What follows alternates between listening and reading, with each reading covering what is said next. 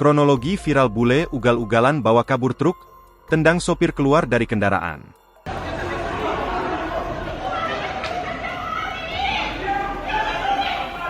Viral sebuah unggahan video di media sosial yang memperlihatkan aksi ugal-ugalan seorang bule menerobos pintu tol Bali Mandara, hingga masuk ke Bandara Internasional 1 Gusti Ngurah Rai.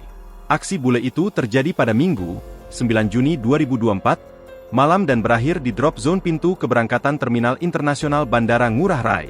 Kasih Humas Polres Badung Ibda Putu Sukarma didampingi Kanit Reskrim Polsek Kuta Utara, AKP Made Mangku Bunciana, saat dikonfirmasi Senin 10 Juni 2024, mengaku aksi pencurian truk dengan plat nomor AB 8084BC oleh warga asing terjadi pada pukul 22 WITA. Disebutkan saat itu korban yang bernama Rahmawan Andrianto asal Desa Gesing, Purwodadi, Kabupaten Gunung Kidul itu memarkir kendaraan truk di depan toko Timbul Mora Ceramik. Korban pun beristirahat dan tidur di truk, atau tempat duduk sebelah kiri.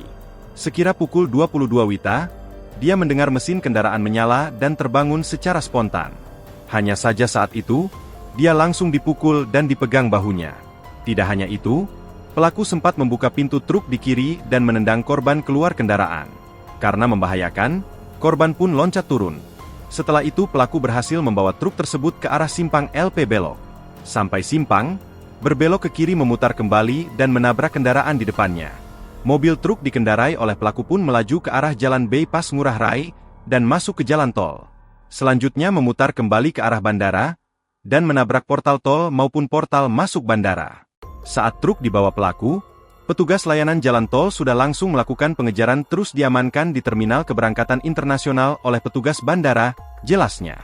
Lebih lanjut dikatakan saat ini, pelaku sudah diamankan di Polsek Kuta Utara. Download Tribun X sekarang, menghadirkan lokal menjadi Indonesia.